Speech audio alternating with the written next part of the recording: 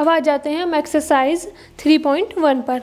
इसका first question है, एक अन्य को आप अपने अध्ययन मेज पर रखे टेबल लैंप की स्थिति किस तरह बताएंगे।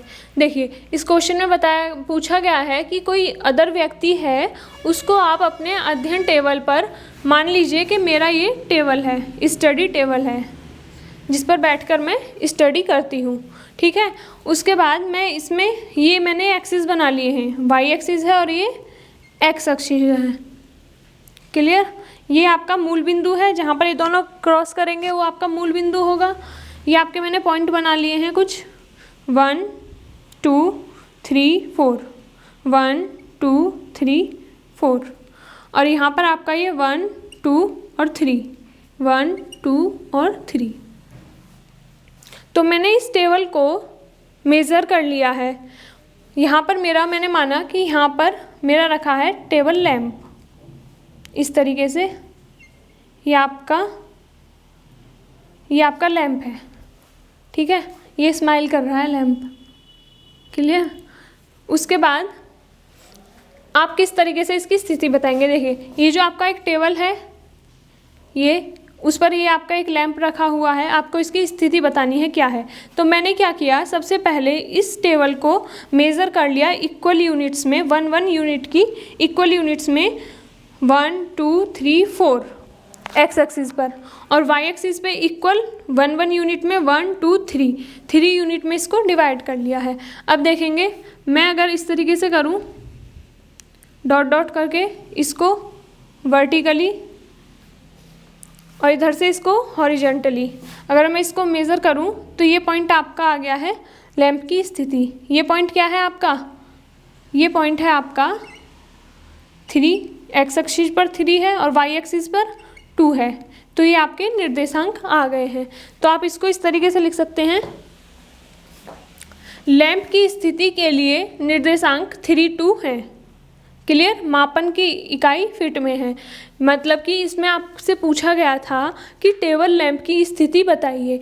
तो टेबल लैंप की स्थिति हम इसके निर्देशांक के द्वारा ही बता सकते हैं। तो हमने निकाल दिए हैं, इसके निर्देशांक 3 और 2 हैं। क्लियर। और मापन की इकाई फिट है, यानी कि ये 1 फीट, ये 2 फीट, ये 3 फीट। क्लियर।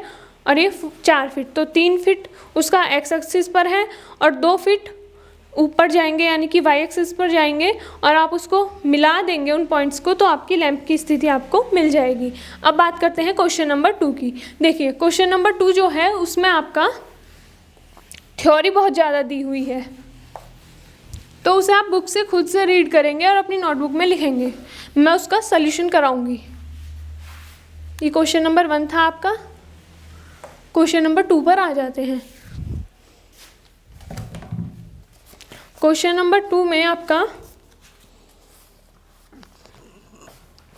देखिए, क्वेश्चन नंबर 2 में आपका बोला गया है कि एक सड़क योजना है, उसमें एक नगर में 2 मुख्य सड़कें हैं।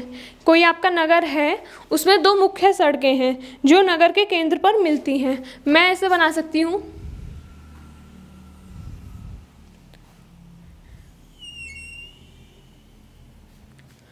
ये आपकी 2 सड़कें हैं जो आपके केंद्र पर मिलती हैं। मैंने मान लिया कि ये नगर का केंद्र है, यानी कि ये 2 सड़कें जा रही हैं, एक ऐसे, ये केंद्र है और इस पर ये मीट करती हैं, यानी कि मिलती हैं। ये 2 सड़कें उत्तर दक्षिण दिशा में और पूर्व पश्चिम दिशा में हैं। उत्तर दक्षिण मतलब इस तरीके से, ये उत्तर है और ये दक्षिण है, और ये पूर्व है और ये पूर्व है, और ये आपका पश्चिम है। ठीक है। इस तरीके से सड़कें जा रही हैं। नगर की अन्य सभी सड़कें इन मुख्य सड़कों के समांतर परस्पर 200 मीटर की दूरी पर हैं। प्रत्येक दिशा में लगभग 5 सड़कें हैं। आप ऐसे जाएंगे तो आपको 200 मीटर की दूरी पर 5 सड़कें मिलेंगी, जैसे कि ये 1 2 3 4 5, 1 2 3 4 5, ये आपको सड़कें मिलेंगी इस तरह से। 200 मीटर की दूरी पर हैं ये सभी सड़कें।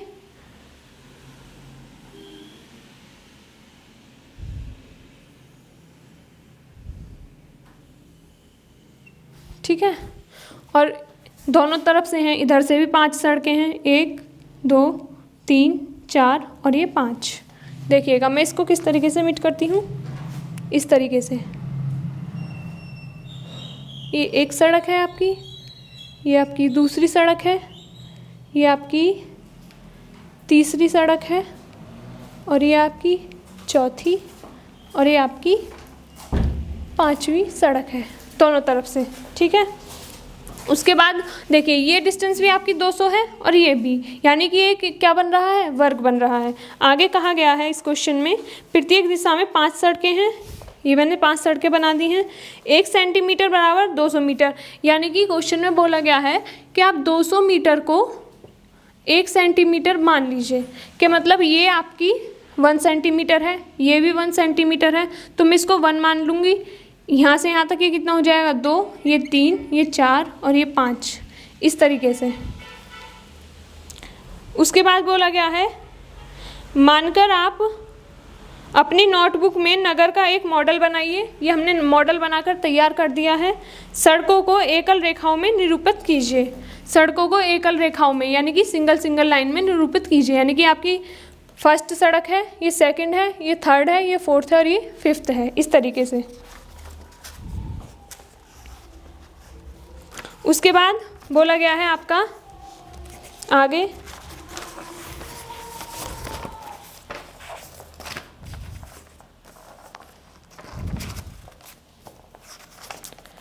अपने मॉडल में एक दूसरे को काटती हुई अनेक क्रॉस स्ट्रीट यानी कि चौराहे हो सकते हैं। देखिए एक सड़क आपकी ऐसे जा रही है और एक ऐसे आ रही है, तो ये आपको यहाँ पर कट कर रही है ना, तो ये आपका एक चौराहा है, यानी कि जितने भी आपके कट पॉइंट हैं वो सभी आपके चौराहे हैं।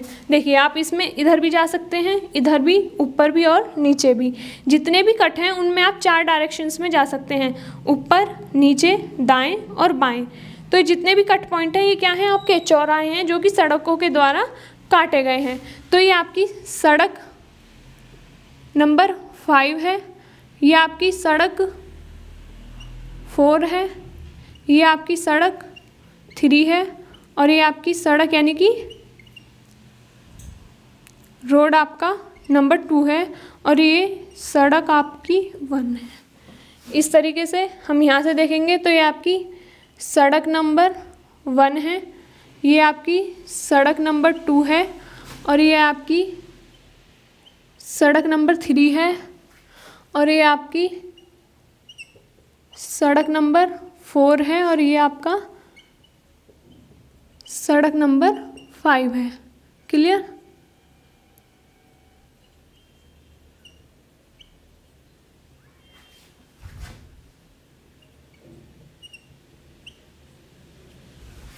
ये आपका मॉडल बन गया है। आगे कहा गया है जिनमें से एक उत्तर दक्षिण दिशा में जाती है और दूसरी पूर्व पश्चिम दिशा में। प्रत्येक क्रॉस स्ट्रीट का निर्देशांक इस प्रकार किया जाता है, यदि दूसरी सड़क उत्तर दक्षिण दिशा में जाती है, यानी कि ये आपकी उत्तर दक्षिण दिशा में है, ये आपकी सड़क नंबर 2 है और ये आपकी उत्तर दक्षिण दिशा में जा रही है, यानी कि उत्तर से लेके दक्षिण की ओर। क्लियर? उसमें आगे कहा गया है कि जाती है यदि दूसरी सड़क उत्तर दक्षिण दिशा में जाती है और 5वीं सड़क पूर्व पश्चिम दिशा में जाती है। आपके 5वें नंबर की ये रही आपकी, ये आपका पश्चिम है और ये आपका पूरब है, यानी कि आपकी 5वीं सड़क इधर जा रही है, तो ये आपकी दूसरी सड़क जा रही है, ये 5वीं। तो ये पॉइंट आपका क्या है, ये पॉइंट आपका दिया है 2 और 5, आपको क्वेश्चन में दिया हुआ है, ये अभी तक आपका क्वेश्चन चल रहा है। इसी परंपरा से हमें क्या ज्ञात करना है, देखिए हमें पहला पॉइंट निकालना है कि कितनी क्रॉस स्ट्रीटों को 4, 3 के रूप में माना जा सकता है। 4, 3 हमारा निर्देशांक है, ये हमें बताना है। और सेकंड में आपका है कितनी क्रॉस स्ट्रीटों को 3 और 4 माना जा सकता है, यानी कि 3 और 4 आपको निर्देशांक बताना है। ये आपका क्वेश्चन है। देखिएगा जैसा कि आपका इस क्वेश्चन है, इसके अकॉर्डिंग ये ग्राफ बनाना था, ये हमने बना लिया है। आपको पता है जितने भी पॉइंट हैं, जैसे ये 2 और 5 है। क्लियर? ये वाला पॉइंट आपका क्या है, आप देखेंगे आपकी सड़क नंबर 1 है, इधर से आप देखेंगे तो ये आपकी सड़क नंबर 1 है, तो ये पॉइंट आपका 1, 1 हो जाएगा। क्लियर? उसी तरह से आपका पूछा गया है 4 और 3। आपको पता है ये x अक्ष होता है और ये y अक्ष होता है, तो हमें 4 और 3 की स्थिति देखनी है, तो हम x अक्ष पर देखेंगे। x अक्ष पर हमारी 4 की स्थिति ये है, यानी कि ये आपकी सड़क नंबर 4 है। इसको अगर मैं देखूँ, ये आपकी सड़क नंबर 4 है, और सेकंड y अक्ष पर आपका 3 है, सड़क नंबर 3 है। ये आपकी सड़क नंबर 3 है और ये आपकी सड़क नंबर 4 है। तो ये वाला पॉइंट जहाँ पर सड़क 4 और सड़क 3 आपस में कट कर रहे हैं, मिल रहे हैं, वो आपका पॉइंट क्या हो गया? 4, 3। क्लियर? तो आप देखिए आपका ये 4, 3 यहाँ एक ही पॉइंट है, उसके अलावा ये दूसरा पॉइंट यहाँ पर नहीं है। उसके बाद आप देखेंगे 3 और 4, 3 और 4 की स्थिति देख लीजिए। एक्स अक्ष पर 3, सड़क नंबर 3 यानी कि ये वाली सड़क आपकी, और वाई अक्ष पर 4 यानी कि सड़क नंबर 4, वो भी वाई अक्ष पर, ये आपकी। आप देखिए ये दोनों कहाँ कट कर रहे हैं? यहाँ पर। तो ये जो पॉइंट है आपका, ये हो जाएगा 3 और 4। क्लियर? तो आप देखेंगे इस सड़क में, उस पूरे स्ट्रक्चर में आपको एक ही पॉइंट मिला जो कि आपका 4, 3 है, और एक ही पॉइंट मिला जो कि 3 और 4 है। तो आप यहाँ पर लिखेंगे केवल एक पॉइंट। ये मैं इसका सल्यूशन लिखवा रही हूँ, क्वेश्चन आप खुद से लिखेंगे। केवल एक बिंदु है आपके पास 4 और 3, और 3 और 4 भी आपका केवल एक ही बिंदु है, केवल एक ही बिंदु है। तो इसी क्वेश्चन के साथ ये एक्सरसाइज आपकी होती है एंड। अब देखते हैं हम एक्सरसाइज 3.2 को। ओके स्टूडेंट्स, तो हम बात करते हैं एक्सरसाइज 3.2 की। 3.2 में आपका फर्स्ट क्वेश्चन है, आपको उसमें 3 पार्ट्स दिए हुए हैं, उनके बारे में आपको बताना है। फर्स्ट है, कार्तीय तल में किसी बिंदु की स्थिति निर्धारित करने के वाली क्षैतिज ऊर्ध्वाधर रेखाएं क्या होती हैं, उनके आपको नाम बताने हैं। तो देखिए मैं फर्स्ट का सल्यूशन बता देती हूँ यहाँ। सॉल्यूशन फर्स्ट का देखिए, कार्तीय तल में किसी बिंदु की स्थिति निर्धारित करने वाली क्षैतिज, यानी कि ये आपकी ऊर्ध्वाधर है और ये आपकी क्षैतिज रेखा है। ये क्या है? आपकी क्षैतिज है, यानी कि हॉरिजॉन्टल है, और ये रेखा क्या है आपकी? ये ऊर्ध्वाधर है, ऊर्ध्वाधर रेखाएं हैं। ठीक, तो ऊर्ध्वाधर रेखा को हम क्या कहते हैं? हम कहते हैं वाई एक्सिस, और क्षैतिज रेखा को एक्स एक्सिस। तो हम क्या लिखेंगे इसका आंसर? क्षैतिज रेखा को कहते हैं एक्स एक्सिस, एक्स अक्ष। किसे कहते हैं? क्षैतिज रेखा को, रेखा। और वाई अक्ष किसको कहते हैं? वाई अक्ष कहते हैं ऊर्ध्वाधर रेखा को। क्लियर? तो ये आपका फर्स्ट पार्ट हो गया है। अब देखेंगे सेकंड पार्ट। सेकंड पार्ट में कहा गया है, इन दो रेखाओं से बने तल के प्रत्येक भाग को क्या कहते हैं। देखिए आपका एक एक्स एक्सिस है और ये आपका वाई एक्सिस है। इन दोनों से बने तल को, तल का मतलब होता है जहाँ पर आपके एक्स और वाई एक्सिस दोनों एक साथ आएँ, तो इन्हें कहा जाता है चतुर्थांश। क्या कहा जाता है? चतुर्थांश। ये आपका फर्स्ट है, ये सेकंड चतुर्थांश है, ये थर्ड, और ये आपका फोर्थ। ये आपका एक तल है, देखेंगे आप, ये वाई और ये एक्स, वाई एक्स यानी कि एक्स वाई तल है ये आपका। ये भी आपका एक एक्स वाई तल है, ये भी और ये भी। तो सेकंड का आंसर है आपका चतुर्थांश। इन्हें क्या कहा जाता है? चतुर्थांश। क्लियर? थर्ड है आपका, उस बिंदु का नाम बताइए जहाँ ये दोनों रेखाएं प्रतिच्छेदित होती हैं। देखिए आपका एक्स एक्सिस है ये, और ये आपका वाई एक्सिस है, यानी कि ये आपकी क्षैतिज रेखा है और ये आपकी ऊर्ध्वाधर रेखा है। जहाँ पर ये दोनों रेखाएं क्या प्रतिच्छेदित होती हैं, यानी कि ये वाला पॉइंट आपका क्या होता है? क्या बताया था मैंने? ये होता है आपका मूल बिंदु। तो थर्ड का सलूशन क्या होगा आपका? मूल बिंदु। आप लिखेंगे उसका मूल बिंदु सॉल्यूशन। क्लियर? तो ये आपका फर्स्ट क्वेश्चन हो गया है। अब आते हैं क्वेश्चन नंबर 2 पर। देखिए क्वेश्चन नंबर 2 में आपको ये स्ट्रक्चर दिया हुआ है, उसमें आपसे पूछा गया है, फर्स्ट है आपका बी के निर्देशांक क्या हैं। आप देखेंगे पॉइंट बी आपको यहाँ दिख रहा है, ये रहा पॉइंट बी के निर्देशांक। आप देखिए पॉइंट बी एक्स एक्सिस से कहाँ पर है? -5 डिस्टेंस पर है।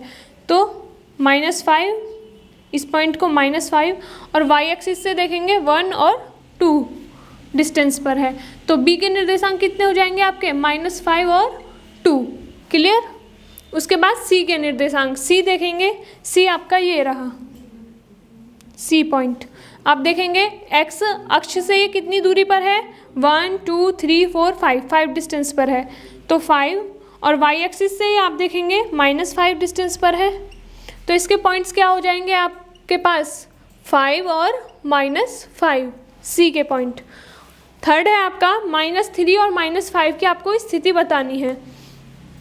देखिए -3 कहाँ है आपका? ये रहा, और -5 की स्थिति, -5 कहाँ है आपका? ये रहा। आप -3 से जाएंगे, ये रहा आपका, और -5 से जाएंगे इधर, तो ये आपका क्या पॉइंट मिल रहा है?